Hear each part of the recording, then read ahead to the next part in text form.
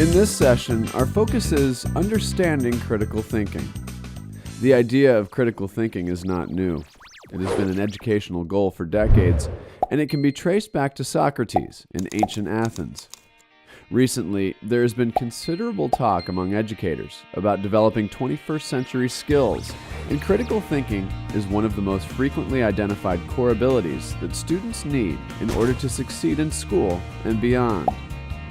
Despite this heightened attention, there is considerable confusion about critical thinking. Some definitions focus on specific tasks that critical thinkers do, such as identifying assumptions, analyzing arguments, and evaluating information. While it's true that thinkers do these things, these tasks are only part of the picture. Students can and should be thinking critically when doing almost any task, whether they're deciding on a computer to purchase, to do their homework now or postpone it for a later time, or which approach to use in solving a math problem. Other definitions portray critical thinking solely as a matter of reacting to the ideas of others. But surely, we want students to imagine and critically consider the best way to capture a desired message or impression in a work of art or in a piece of writing. And of course, one of the most enduring stereotypes is the impression that teaching students to think critically is tantamount to encouraging them to criticize and be suspicious of everything, perhaps even cynical.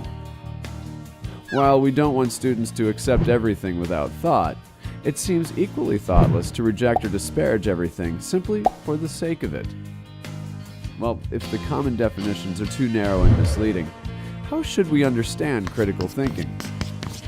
First of all, critical thinking is centrally concerned with ongoing mindful assessment of what makes sense and what doesn't make sense. It doesn't mean that we never put thinking on hold, but like other useful mindsets, such as being attentive to traffic while driving a car, it helps to be ready to invoke critical judgment whenever appropriate. For instance, we hope you're thoughtful assessing what we are presenting to you in this session. Second, these assessments should be done in a balanced and responsible way. This means considering the pros and cons, and looking at ideas and actions from various perspectives. For example, in assessing this session, are you devoting equal attention to its strengths and its shortcomings? Are you anticipating how others might look upon this presentation and not exclusively considering it in the light of your own needs and questions? Third, critical thinking can be applied when creating new ideas and works, and when responding to others. Fourth, while students should learn to think for themselves, they need not think by themselves. One of the best ways to explore the perspectives of others is to collaborate with others in thoughtful deliberation. Finally, whenever individuals assess something, they must do so in light of relevant criteria. Criteria are the cornerstone of critical thinking. In fact, criteria and critical share the same root word. When we are thinking critically, we are attempting to use criteria as the basis for our reasoned assessment.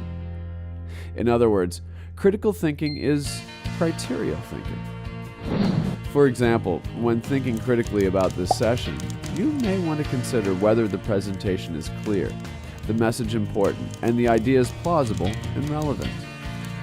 We understand critical thinking as ongoing, mindful assessment in balanced and responsible ways that are both constructive and reactive, conducted alone and with others, but always done in light of conscious consideration of relevant criteria. Critical thinking is not an isolated negative action, but seen in this light, critical thinking is the foundation of education at any level. We hope this session and others in the series will help you focus on critical inquiry